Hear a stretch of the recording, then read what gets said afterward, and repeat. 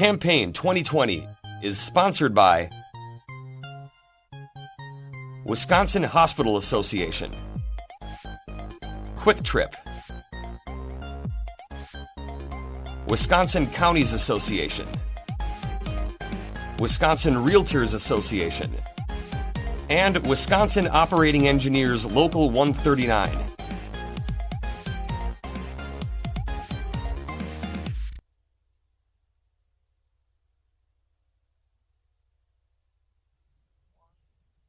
State Representative Jessie Rodriguez of Oak Creek is a Republican seeking re-election in the 21st Assembly District. Jessie, welcome back to WisconsinEye.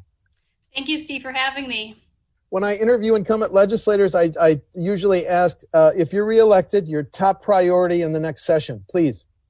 Yeah, I think the top priority for me in the upcoming session would be the budget. Obviously, we have heard that we may have a budget shortfall depending on what the revenues are this coming fall. And so we're going to certainly have very difficult conversations if the shortfall is very big on how to fund our obligations, such as education, such as funding for our roads, our UW system, all these obligations that we feel are very important for our Wisconsinites. Obviously, I have a child who's still in elementary school, and for me, it's important that he has a quality education. So I think those are going to be very important to a lot of people, making sure that we are able to meet those obligations, but at the same time being fiscally responsible. Is it the wrong time, since we're in the middle of a pandemic, to raise taxes or fees, Jessie? It is. I believe it is. I think at a time when we've seen an increased unemployment rate, luckily it's not as bad as it was a couple months ago, we shouldn't be asking more people to pay more taxes. Many of these people are either finding themselves without a job or else their hours have been reduced. And so I think the wrong approach would be to ask them to pay more in taxes. I think we need to look at other areas that we can cut and yet be fiscally responsible and still meet our obligations. On September 28th, Governor Evers has a decision to continue to extend the statewide mask edict or let it lapse and die. What do you hope he does on the 28th, please?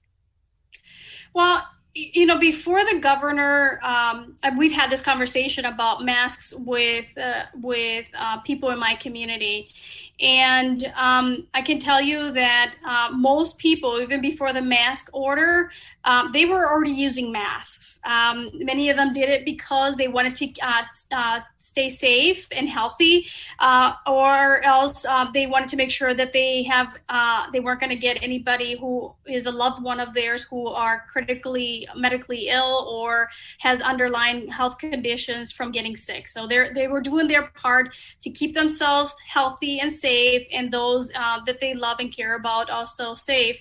And many companies were already requiring to wearing a mask. We have my husband and I have a small project in the front of our house, and so we go to the store to buy supplies, and we wear masks. It's something that they were requiring even before the governor mandated, and we're going to continue to do that. So I don't think the businesses are going to stop requiring the use of masks just because the order will end on the 28th of September, nor do I think people will stop, the public will stop using them. I think they will continue to use them to keep themselves safe and healthy. The frontline role that hospitals nationally and in Wisconsin have played treating COVID-19 patients. Do you think if you're reelected voting on the next state budget, hospitals should get even a greater priority in the budget than they may have in the current budget? Well, I think we need to have the discussion first and see where those shortfalls lie.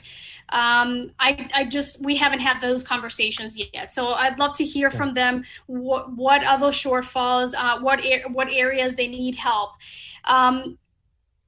Our Wisconsin hospitals have been very fortunate that they did not see an increase of patients, critically ill patients in their hospitals, like we saw in New York, where they were having a hard time being able to care for those sick people at the hospitals because there was such a huge amount of them. Our hospitals here in Wisconsin didn't experience that, and the CARES Act bill that we passed in the legislature that I voted for and supported provided funding for our Wisconsin hospitals to be able to meet the needs of those critically ill patients and to be able to have the space and the resources that they need to be able to take care of patients with COVID or any other underlying condition. So like I said, we need to talk first with them and see where those shortfalls lie. This last budget, actually, I remember having the conversation with the Hospital Association, WHA, and one of the things that they talked to me about was their need to increase funding for their hospitals, particularly in hospitals where there is a higher population of Medicaid patients. The reimbursement rate in the state of Wisconsin for Medicaid patients is lower than in some other states, and so they saw that as an area that they wanted help from the legislature to be able to plug that shortfall. I worked with them, the Hospital Association, and I worked with members of the Joint Finance Committee to try to increase funding for that. It's a program that we call DISH in the state of Wisconsin. So we increased funding in the last budget for that. So I support the hospitals, but I think, again, we need to have the conversation and see where those shortfalls lie and if we need to address them in this next budget. Did you sign on to Representative Bourne's bill that says if you're a business or an organization and you followed COVID-19 protocols, you couldn't be sued, you could not face a COVID-19 lawsuit? Yeah, I've looked at the bill. I think this is something that should be addressed at the federal level, though.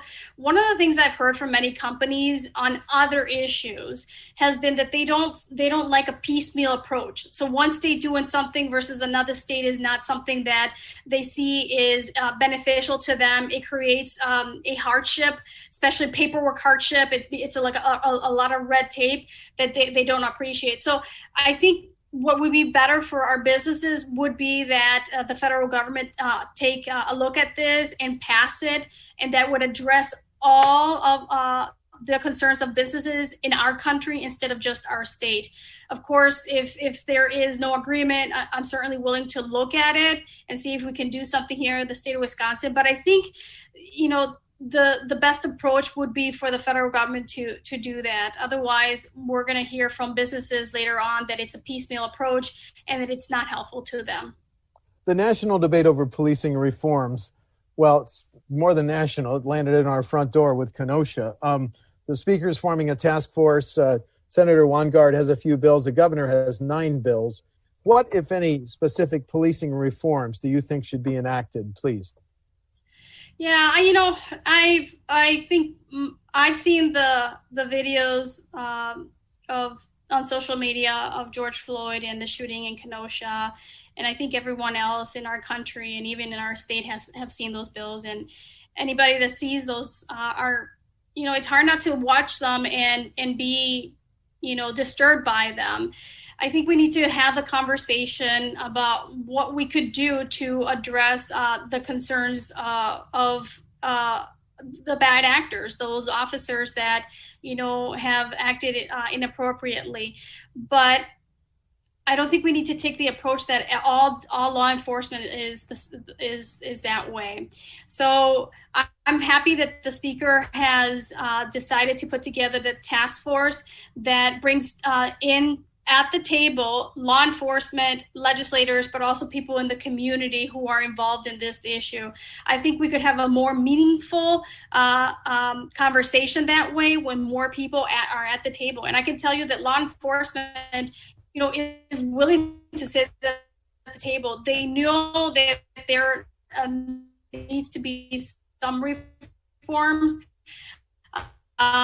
We could possibly have better legislation if we have that discussion and are able to come up with a proposal that is that would address the concerns that many people are saying need to be addressed. As states around Wisconsin legalize medical and recreational marijuana, what's your position, please?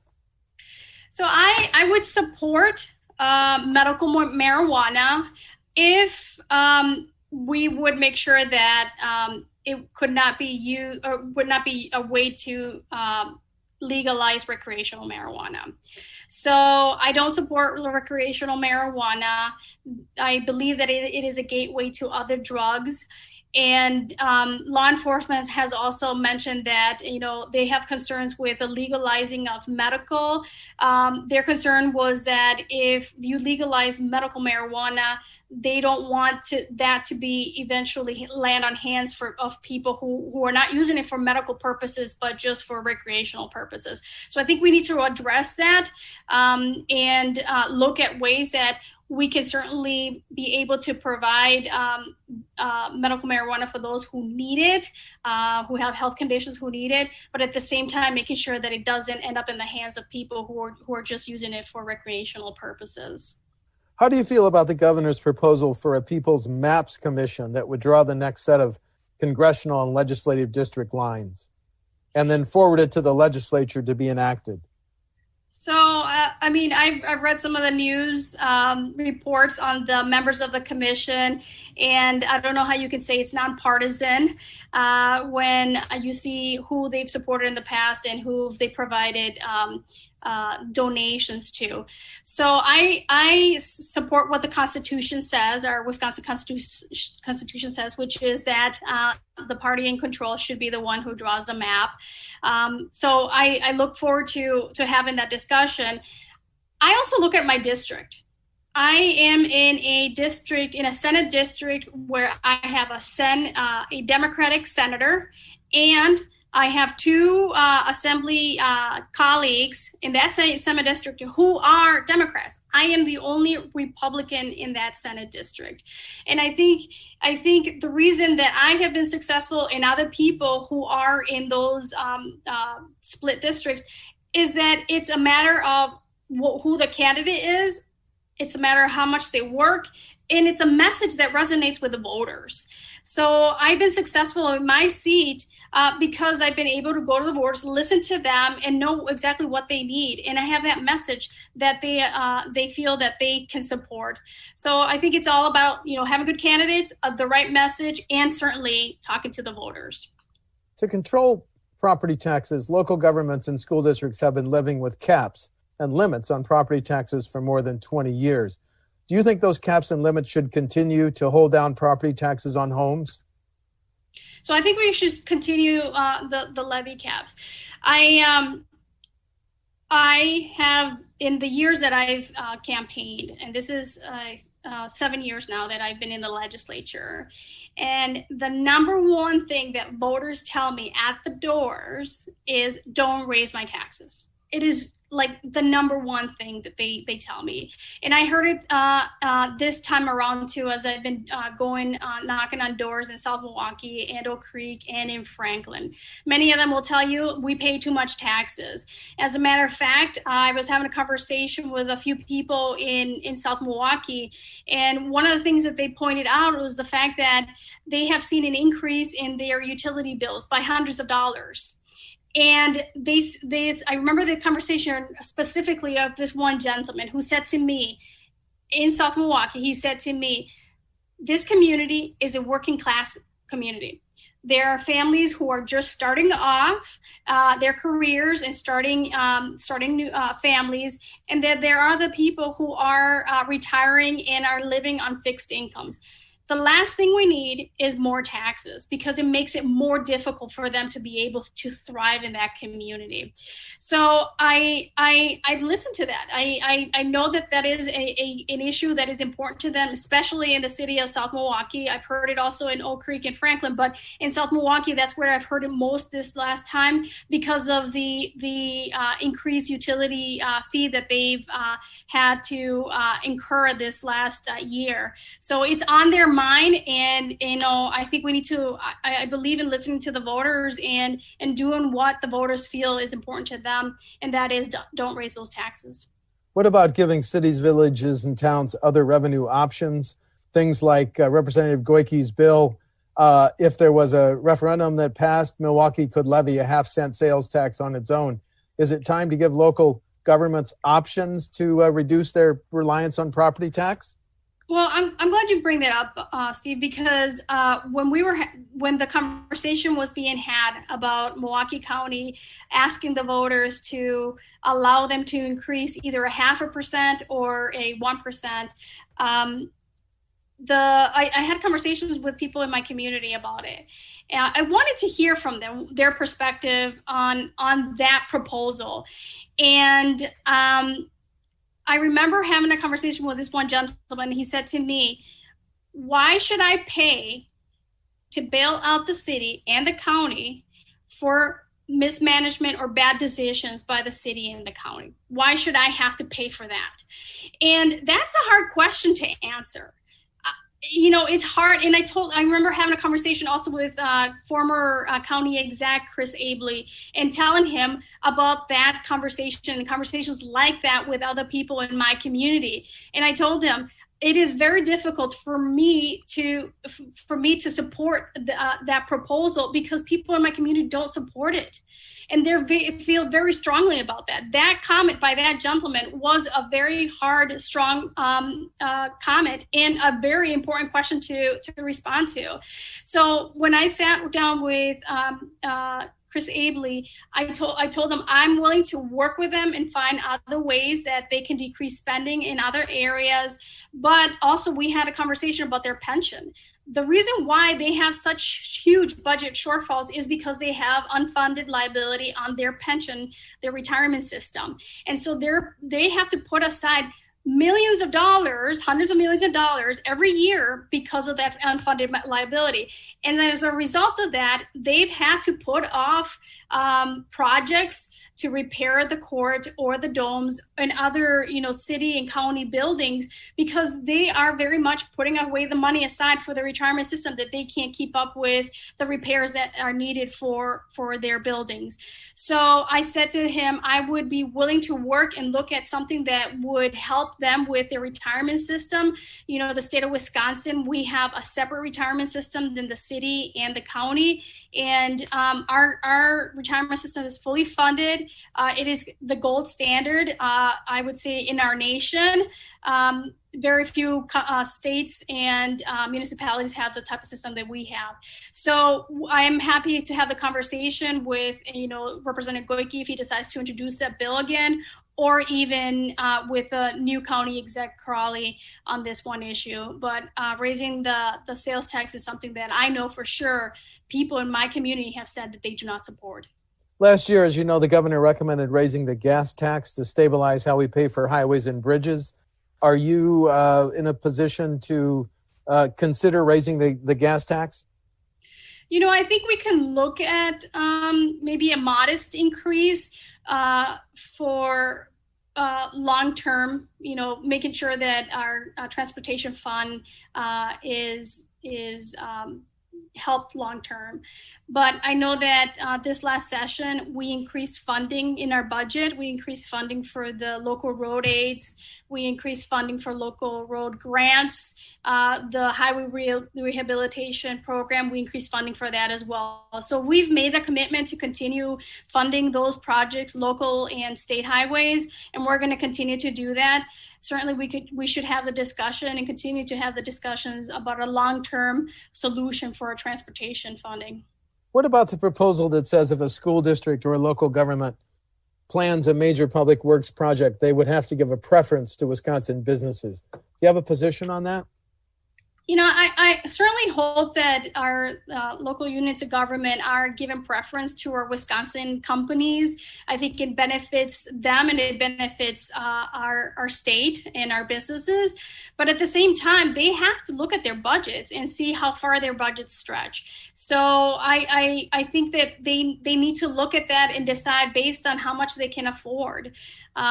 When I look at any project that I have in my home, I want to give it to someone that is local, that is in my community, but I also have to look at my budget too and see how far that budget takes me.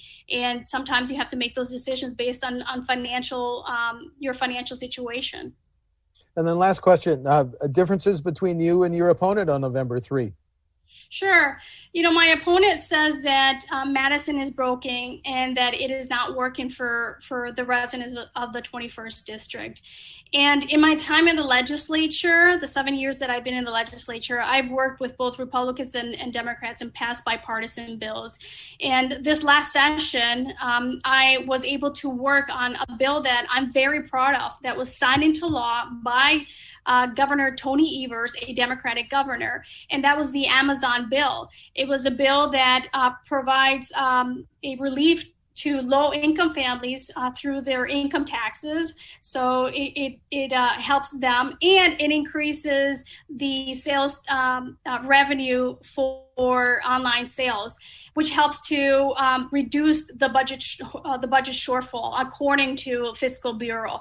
So it is a bill that I'm very proud of, that I worked with both Democrats and Republicans, and even with former leader of the Democrat Assembly, Peter Barca, who is now the Department of Revenue Secretary. So I worked with him. We worked together to find a way to get support for this bill, and we were very successful at it. And so I was proud of the work that I did. And I was very happy that the governor supported it and made it into law. It is certainly helping our state at a time where most people are purchasing online versus going to the store. So it certainly should help with a budget, the sales tax revenue. The other thing that my opponent is running on is lifting the levy caps. And as I said earlier, it is a message that does not resonate with the residents of the 21st Assembly District, and particularly those in South Milwaukee, which is the community that he represents as a mayor. So in that community, they've seen a 43% increase in their utility bills under the mayor's watch, and they don't like it. The last thing that they want, as they have told me, is more taxes. It would be detrimental to them. It would break them, and they feel that it is not the right thing for their community. So I think my opponent is taking the approach of, this is what I want to do, and I think I know better than the voters, and that is certainly not the approach that I take. I've made it a priority every time, not only during the election cycle, but even off election cycles, of going to my community, talking to them and understanding what their concerns and their priorities are. And so I've listened to them, and I know that that is something that they do not support. As I think of my days walking in the district this last time around, I've been fortunate to knock on people's doors and get the support that I'm receiving, because many of them will point to a situation where I have helped them, or my office has helped them with their unemployment claims, for example, because as we've seen, there were thousands of people who were stuck in the system because the system was not processing their unemployment. And so we've been able to, my office and myself, I've gotten on the phone with them, talked to them, and tried to find ways to help them out and get their application process quickly.